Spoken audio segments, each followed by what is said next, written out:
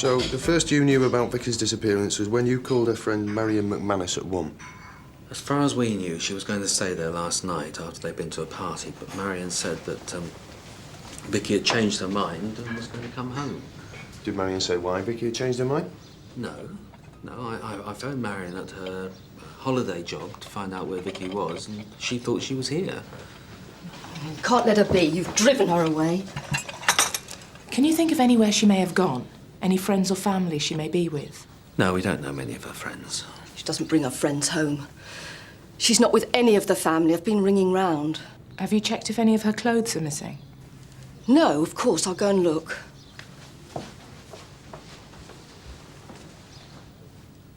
Have there been any tensions between you and your daughter recently? She's a 15-year-old girl. Of course there are tensions. Do you know any of the boys she hung around with? She doesn't hang around with boys. What are you suggesting? Well, I'm just trying to find out if there's anyone she might have gone off with. Are you saying that she's run off with a boy? Look, this is my daughter we're talking about. She's not some little...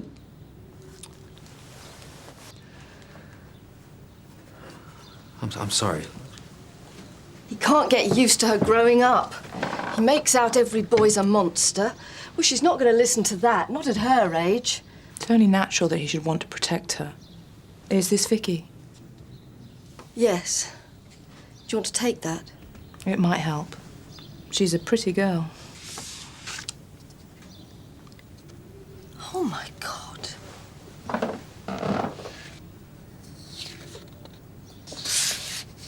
I take it you haven't seen these before? Oh. Vicky and I left the party together just before 11. You said to Mr. Doran that after the party, Vicky told you she was going home. She was going to take a shortcut by the canal. I thought she'd be home really quickly. Was she all right when she left the party?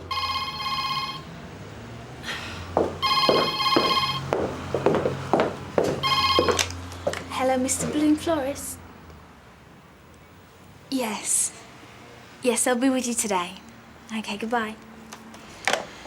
Look, your friend is missing. Her parents are very worried. Is there anything we should know? I'm worried too. If you do know anything about where Vicky's gone to, you should let us know. Vicky told her parents she was staying at my house last night. But it wasn't true. She was going to spend the night with her boyfriend, Mick. Mick Rossiter. But the thing is, she didn't stay with Mick. They had an argument at the party and she got upset and we left. Then she said she was going home. This Mick, is he at school with you? No. He's a bit older. What's this about? I understand you're a friend of Vicky Doran's. Yeah? What of it? She's been reported missing. Missing? You don't sound too surprised about it. I'm not. Well, she's always talking about running away. But she can be a bit dramatic. When did you last see Vicky?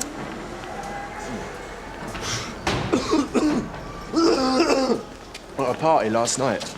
Did you leave together? No. Why not? But we had an argument. It was nothing. She left in enough. And this was about what time? I don't know. How long did you stay at the party? I left a little after Vicky. She went off with her friend. What's her name? Marion. You sure she's not with her? Vicky hasn't been seen since last night. She's always threatening to run away. Vicky doesn't get on with her dad. So you haven't seen her since last night either? No. What was the argument about? Oh, you know, nothing. The usual thing. She thought I was paying too much attention to some other woman. It was stupid. It was just a stupid argument. Where did you go after the party? Straight home. And Vicky intended to go with you, did she? There's nothing wrong with that, is there? Isn't there? Well, why should there be? Vicky's only 15. No, hang on a minute. She's 19. That what she told you, is it? If she'd run away from home, you'd expect her to take some clothes with her. Hope she didn't fall in. It's pretty treacherous around here. Excuse me! You should be looking down that way. Why's that, then? I heard a scream there late last night. Another car driving off. What time was this? About 11 o'clock. No, it was after that. Sure it was a scream you heard? Oh, I know what a scream sounds like. From down there? Up. Hold on.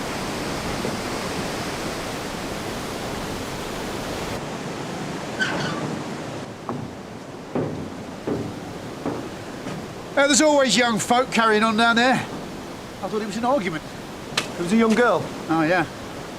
Just a short scream and then the car driving off.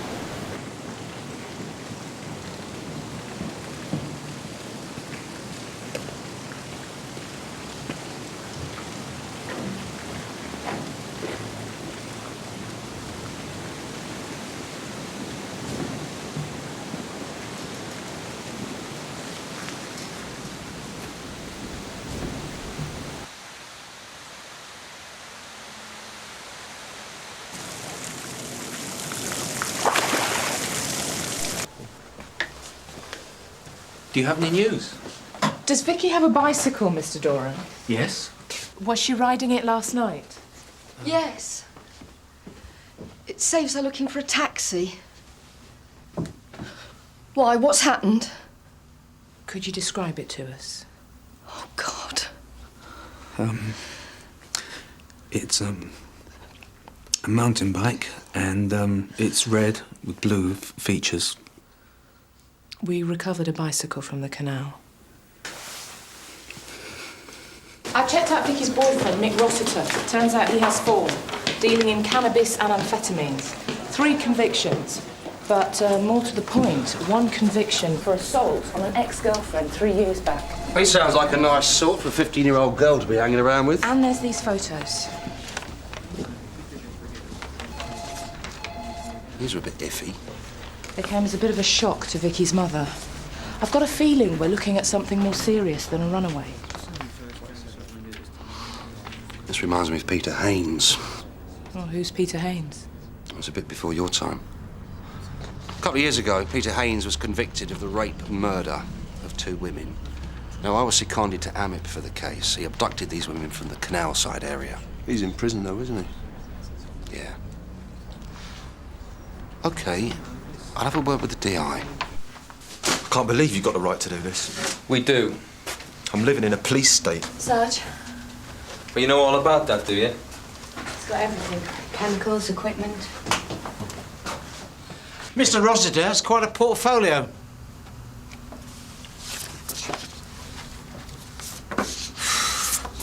Right. Yeah? So how long have you been taking the photographs, Mr. Rossiter? A few years. It's an hobby. Look, don't I get a solicitor? Oh, you're not being arrested, Mr. Rossiter. Yet.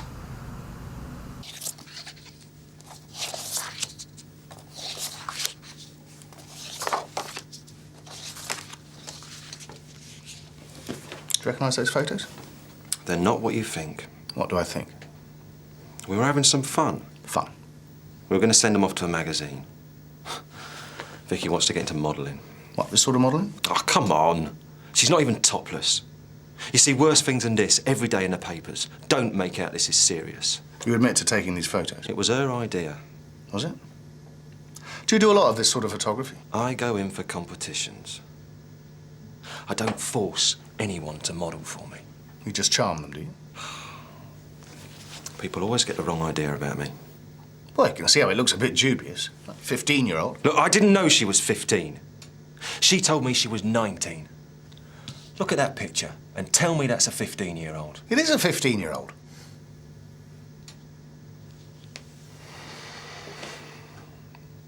Can I smoke? Go ahead.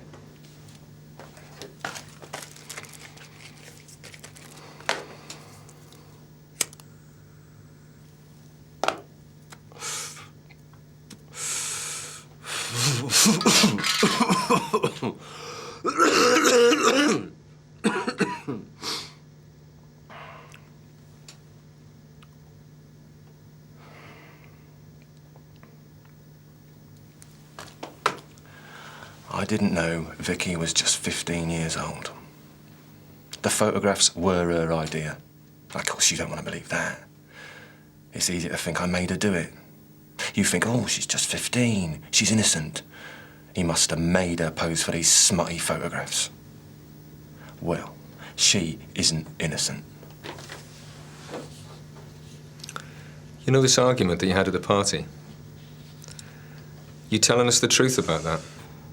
I was a bit drunk. Vicky got all steamed up about some other woman was talking to me. Vicky left the party, having arranged to spend the night with you. How'd you feel about that? What, you're angry, frustrated? No. No. I know where this is going. I know what you want me to say. I just want to hear the truth. I am telling the truth. Look, I'd never hurt Vicky. Never. I'd never hurt anyone.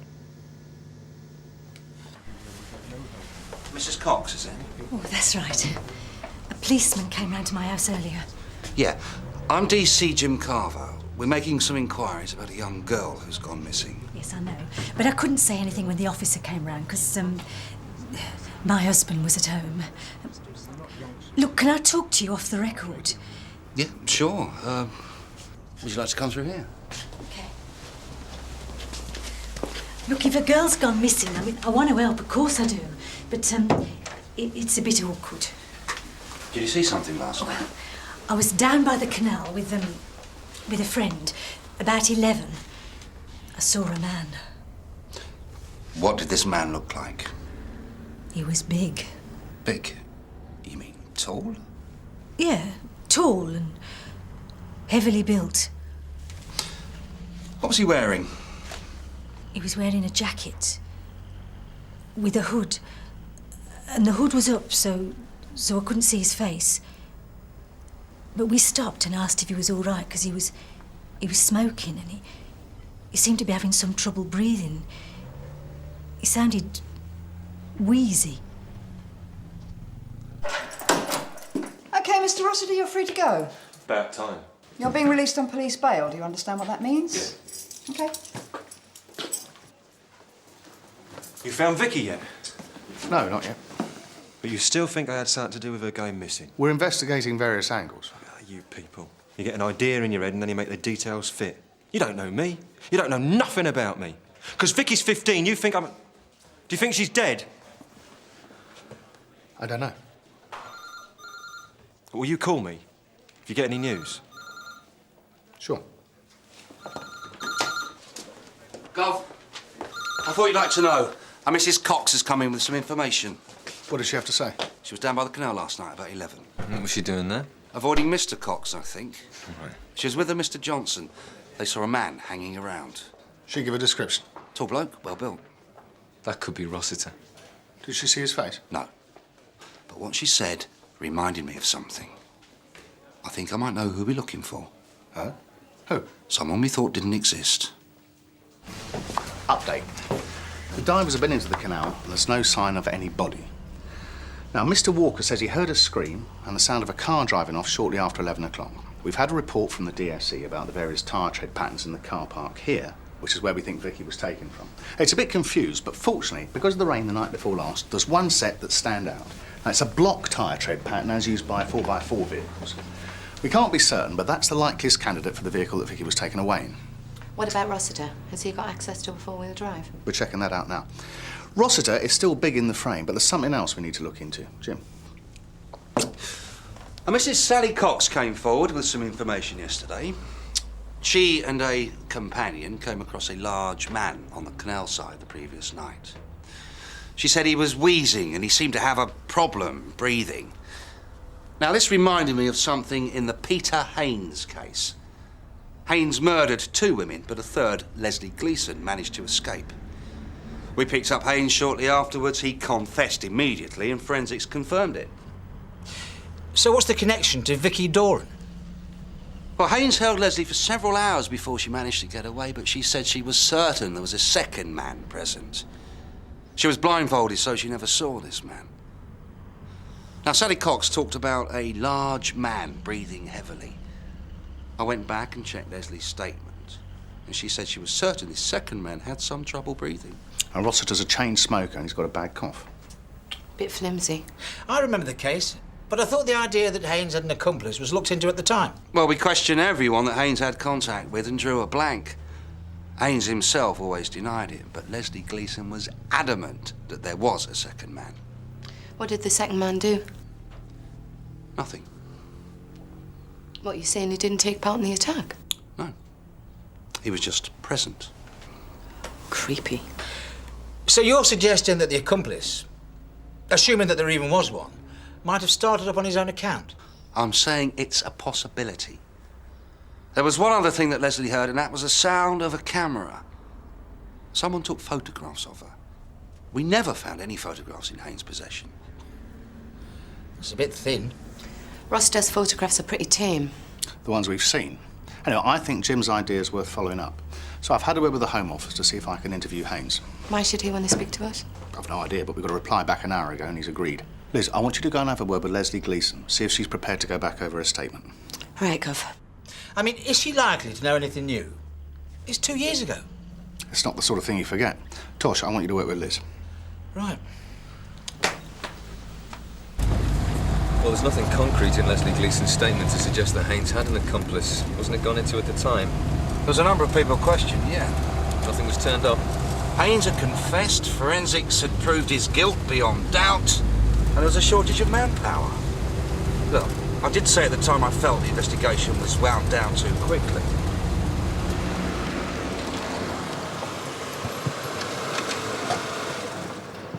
Take a seat, Leslie. Thanks for coming in. Any news on the go? No, not yet. Well, if the police had listened to Leslie 2 years ago, we wouldn't have to be here now. We're not certain who abducted Vicky. So what's Leslie doing here, then? Will, no one forced me to come in. Yeah, sorry. It's all very upsetting. Leslie, we really appreciate you offering to help us. And we want to make it as easy as possible for you. And how do you intend to do that exactly? We don't want to make you relive what you went through. We're just interested to know what made you think there was a second man present.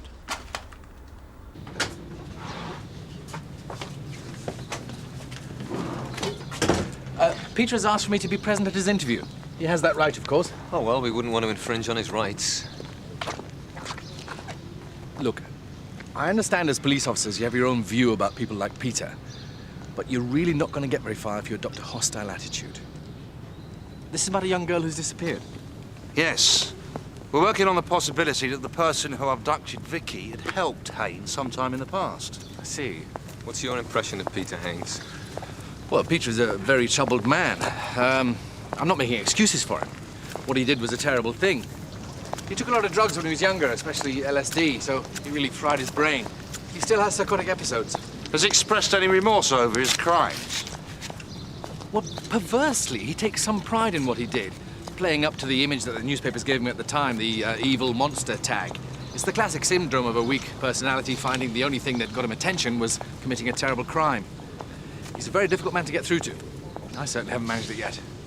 I don't remember much about work that day. I took some classes. I must have. I was scheduled to.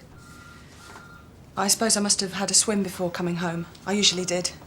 I left the club at 6:30. I went for the bus, but I just missed it. I could see it pulling away as I got to the stop. It was getting dark. Had it been raining? Does it say there if it had been raining? No, it wouldn't, would it? It's not the kind of detail that you need. I must get to the point. Take it easy, Leslie. As slow as you like. I always remember missing the bus.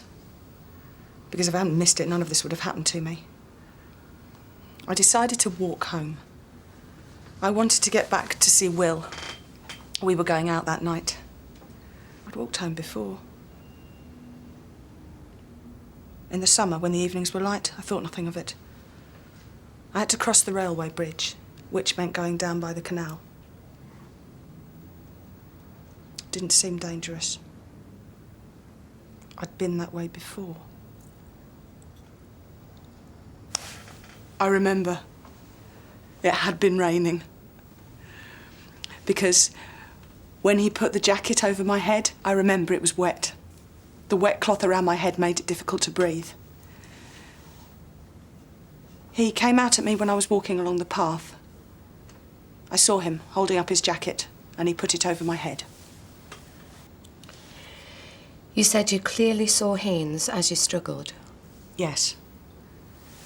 Then he got my head in an arm lock and pulled me up some steps. He pushed me into the back of a car. You said in your statement it was some sort of van. Yes, it must have been a van. There was a lot of space in the back. I couldn't see anything because Haynes tied the jacket around my head with a piece of rope. Then he tied my hands. He kept telling me to be quiet. It was always Haynes who spoke to you? Yes.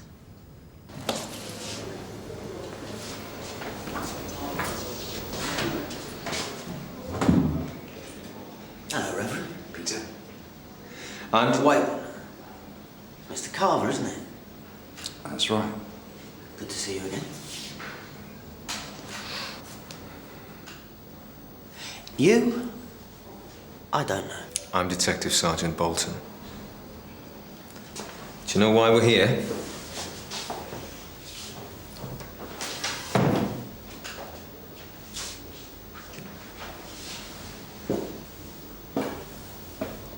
Do you want to talk to me?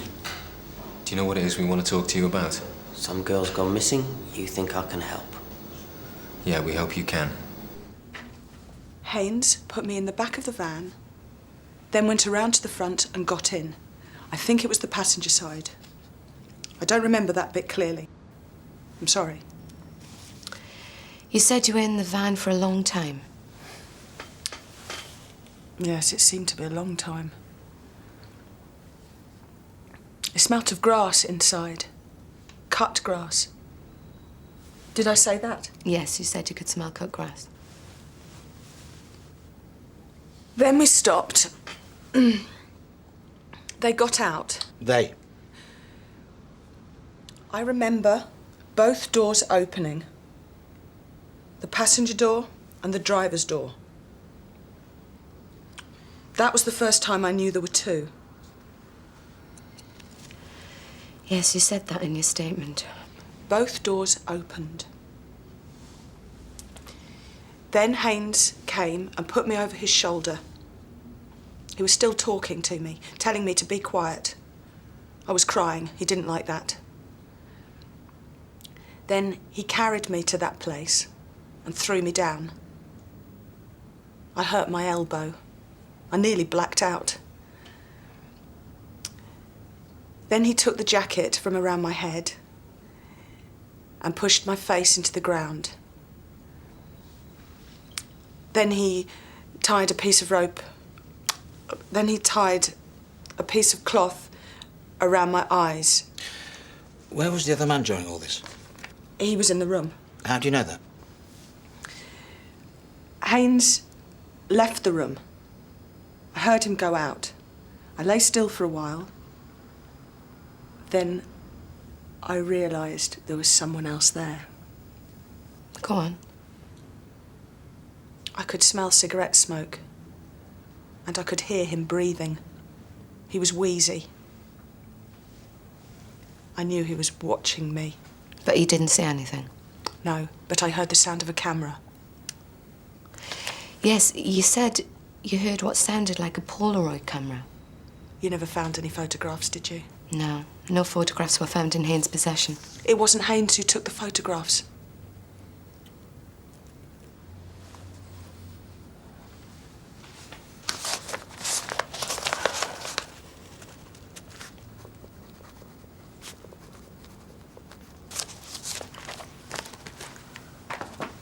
What happened then?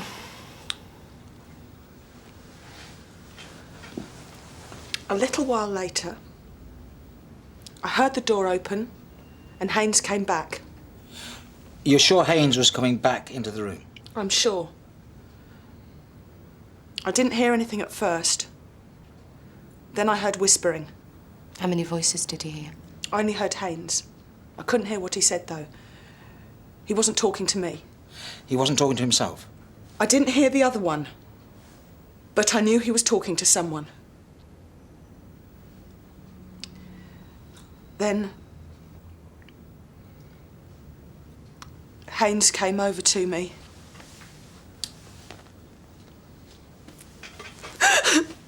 Look, Leslie, we can stop this at any time. No, I must remember. Well, I think we should take a break. Do you remember when I arrested you? Oh, yes. But after I arrested you, you told me everything you'd done. No reason to hide it. You went into great detail. The devil is in the detail, Mr. Carver. Isn't that what they say, Reverend? The devil is in the detail. Well, we think there's some things that you left out. Oh, what things? Peter, you weren't alone, were you? I don't know why you say that. There was another man. I've heard that question before. I don't know where you get that idea. You policemen, you get an idea in your head and you won't let go. You're like a dog with a bone. Peter, why should only you pay? Your partner is on the outside. He's free. Freedom is a mental state, Mr. Carver. I'm free up here. Ask me another.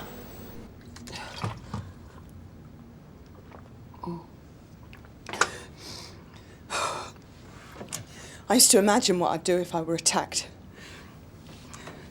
Put my fingers in his eyes, knee him in the groin, fight back somehow.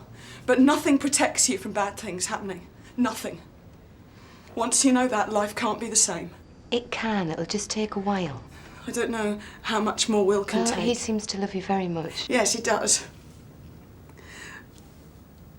But I don't know how much longer I can keep asking him to wait for me to get back to normal. I mean, I don't think I ever will be normal again. You will.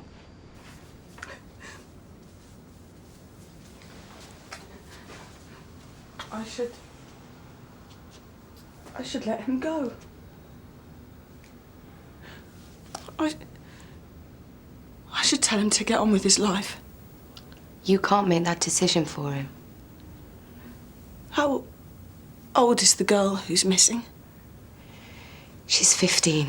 Come on, sit down. There's not much to go on, is there? Sometimes I've doubted it myself.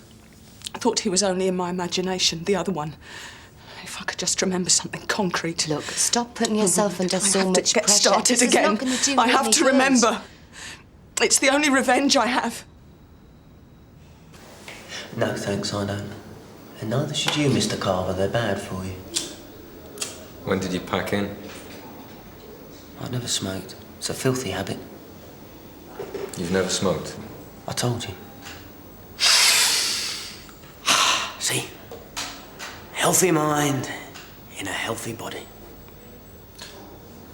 I remember a time you weren't so clean living. A time you took a lot of acid. Yeah, well, that was a phase. I don't need to abuse my mind anymore. I see things more clearly now. So what is it that you do see more clearly? The world. What it's all about. And what is it all about? We must do what we want. We must follow our desires. That's what I've learned. You followed your desires and ended up in here. When I was on the outside, I had no respect. In here, everybody looks at me and they know what I've done. Now, I see respect in their eyes. So, why blindfold them? What? Those women. Why blindfold them? If you like to see fear in people's eyes. Well, you were going to kill them anyway, weren't you? What was it to you whether or not they saw you? Oh, it wasn't your idea, was it? The blindfold, that was his idea. The other man. Because he didn't like them to see him, did he? Just as well for him, really, since one woman escaped. Like a dog with a bone. You made a mistake, didn't you, Peter? Because one woman escaped. Do you know what she told us? That when you held her in the chapel in the cemetery, she smelled cigarette smoke. You don't smoke.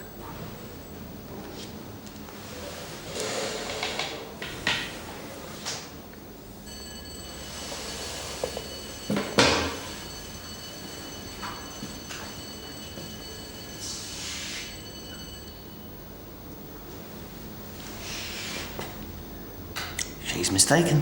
You didn't do it on your own. Didn't I? A young woman is missing. Maybe right now she's with the man who helped you rape and murder 2 other young women. Now, who is he? I want to go now. Do you know what I think, Peter? I think you couldn't have done it on your own. I think you needed someone else there. Someone to push you to do it. I didn't need anybody. He's a big man, isn't he? He's tall. Both of you would have talked about it for a while, about what you were going to do, how you were going to do it. And then afterwards, you would have talked together about what you'd done.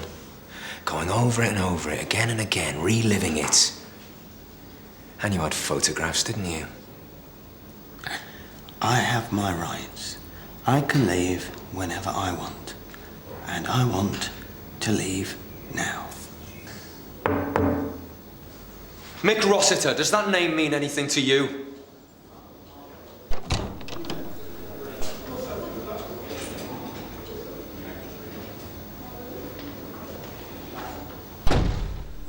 Leslie, I'd like to go back a bit. Do you mind?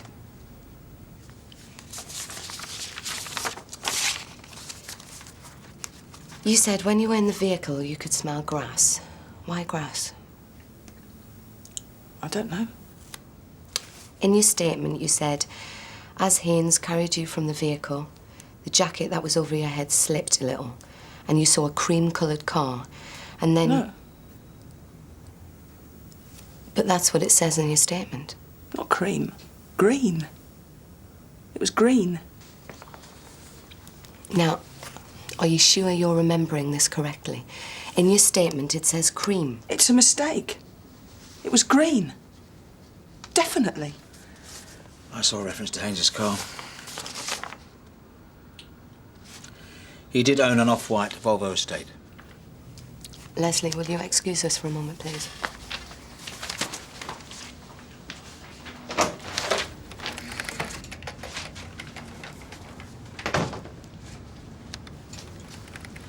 What if this is a typing error? What if the vehicle was green? Haynes worked for the park department. He could use one of their vehicles. They're painted green, aren't they? According to the report, Haynes always used his own car.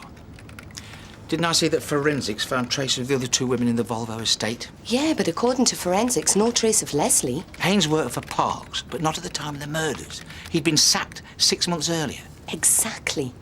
So if this green van was a Parks Department vehicle, maybe it was driven by someone who was still working there. Actually, we're not sure it wasn't Haynes who was the accomplice. Yeah, he's weak. We got the impression the other man was the one who was in charge. Well, Liz thinks she's uncovered a discrepancy in one of the notes.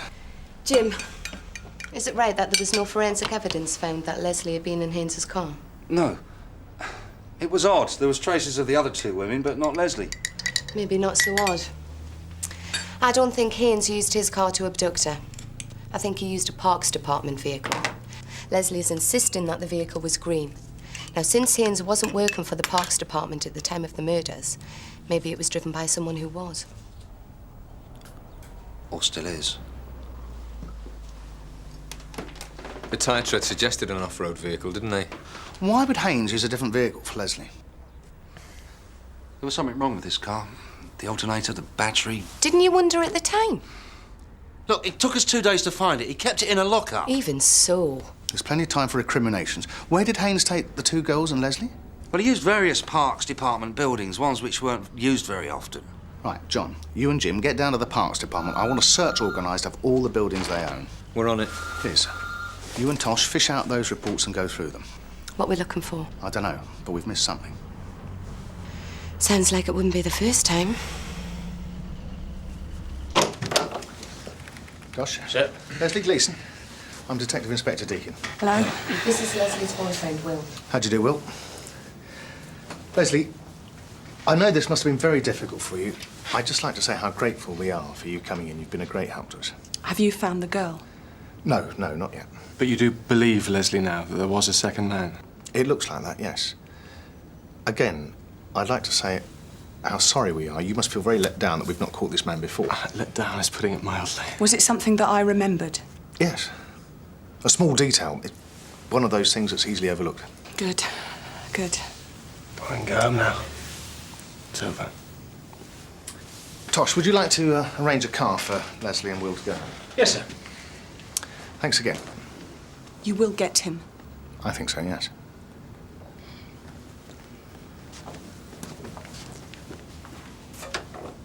Detail. There were so many holes in the previous investigation, it was a shambles.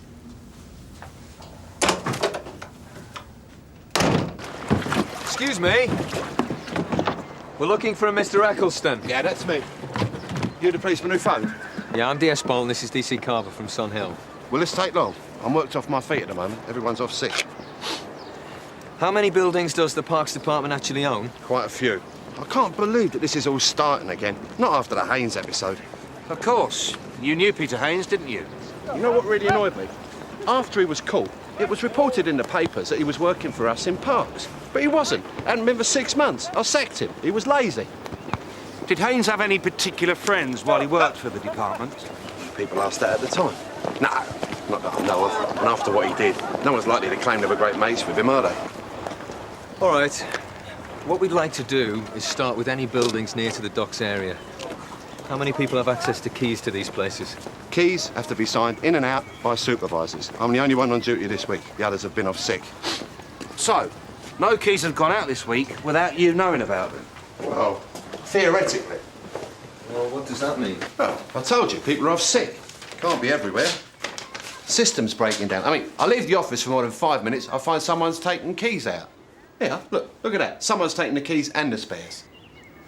What are those missing keys for? That's the cricket pavilion on the playing field. That's not far from the canal. Who took those keys? Hold up. Nick! Can you come here a moment?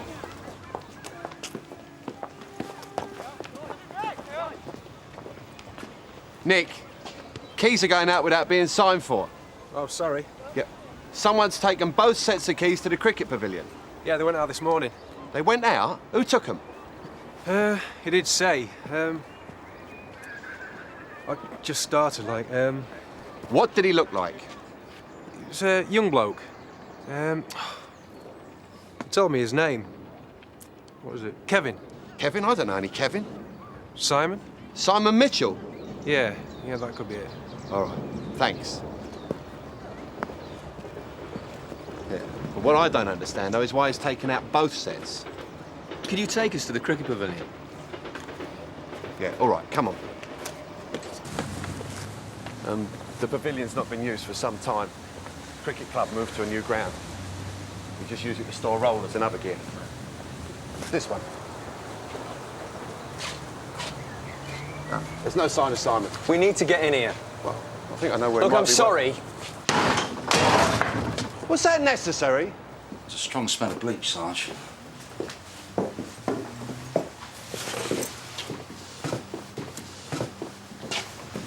It's still fresh. Could be blood. Yeah. Sarge.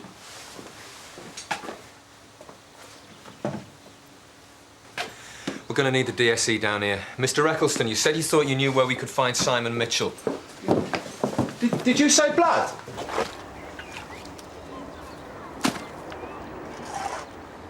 Simon! Would you mind telling me why you took the keys to the pavilion without permission? We needed the roller. You know that a supervisor must sign for the key. Look, we came in this morning for the key. You weren't there, so we took the spare set. You took both sets? No, just the spares. The others were already gone. Right. I'm Detective Sergeant Boulton. This is Detective Constable Carver from Sun Hill. What time did you go to the pavilion? At 1:30. What's this about? And you're saying you went for a roller? Yeah, we did. Couldn't get in. Why not? You had the keys. Couldn't get the door open. Seems to be locked from the inside. From the inside? We thought Mossy was in there. If he wasn't answering. His Land Rover was there. Mossy? Yeah, Stephen Moss, one of our supervisors, but he's off sick. So you're saying that when you arrived, Stephen Moss's Land Rover was already there? Yeah. How long has Moss been off sick? Couple of days. Phoned in to say he had the flu. And it's not like him. He's normally what you call a hearty type. Large man, is he? Polka. Is Mossy in some sort of trouble? When you said you know what he's like, what did you mean? Weird. Ray? Simon will tell ya. You know him well, do you? He was a bit pally with me for a while. He seemed like an okay bloke. You know, always buying the drinks. He just wanted to be friendly. He's a perv, man. Ray, be careful what you say. Mr. Eccleston. Come on, Bill. Why are you standing up for Mossy? He's a weirdo. He was telling Simon some of his fantasies. He's probably just a really lonely guy. He's sick. Have you got an address for this, Moss? I'll get round there. Yeah, I'll get the registration number out. Good work, John. Have either of you two come across a Parks employee called Moss in that lot? Moss? Yeah, he's a Parks supervisor. His Land Rover was seen outside the cricket pavilion earlier on. I've got his registration number. Moss? Yeah, I saw that name somewhere. Wait a minute. Hang on, Moss. Wait a minute. Here we are. Stephen Moss, 48. Supervisor. Worked for the Parks for 15 years. Now, according to this, he said Haynes worked under him for a while. But I never knew him that well. All units, attention requested to a Green Parks Department Land Rover. Registration number Golf 505.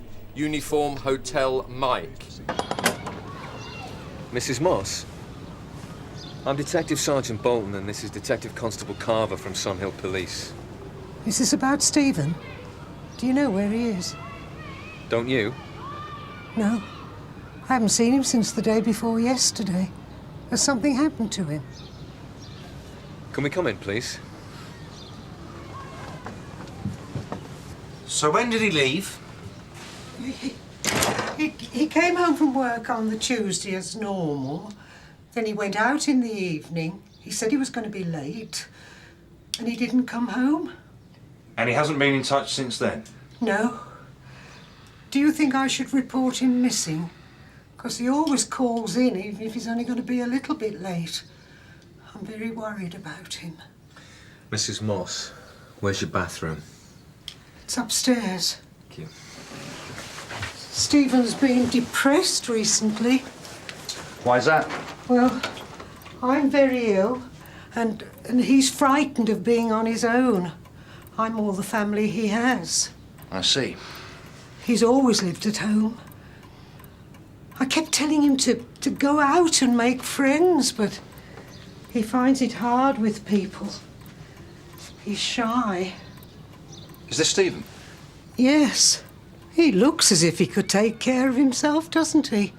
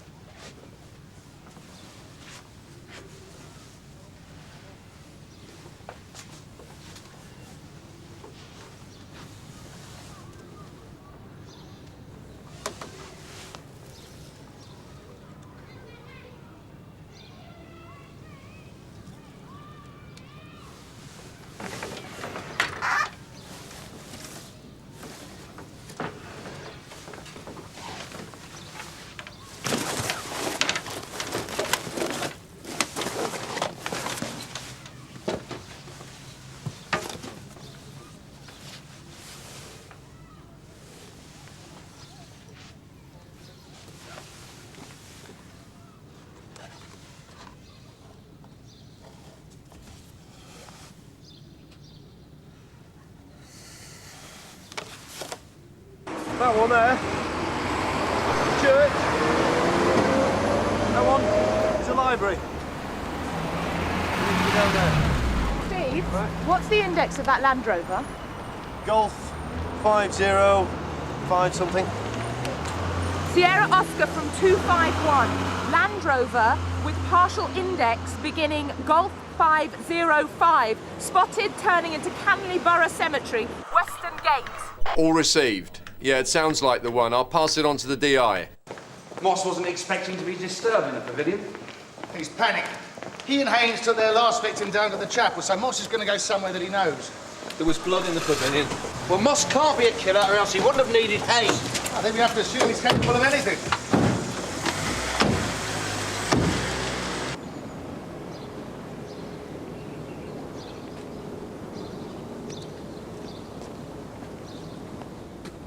There.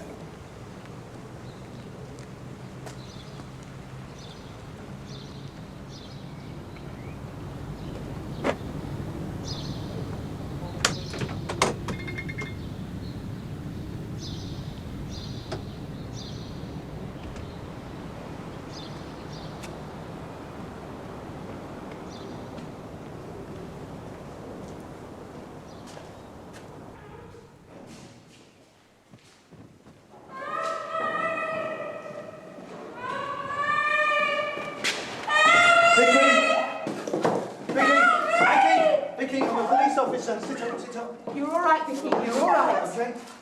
Oh, Vicky, look at me. I'm a police officer, okay? It's all right, you're safe now. You're safe now, don't worry. All right. Steve! I see him! Sierra Oscar from 363. Urgent message. Just get an ambulance for you, okay? Go ahead. Ambulance, please. Old Chapel, Canley Cemetery. It's Vicky Doran. She's got a head injury, but apart from that, she's okay. Sierra Oscar from 251. I'm chasing a suspect through Canley Borough Cemetery. Suspect is a large man wearing light jacket, blue jeans and boots.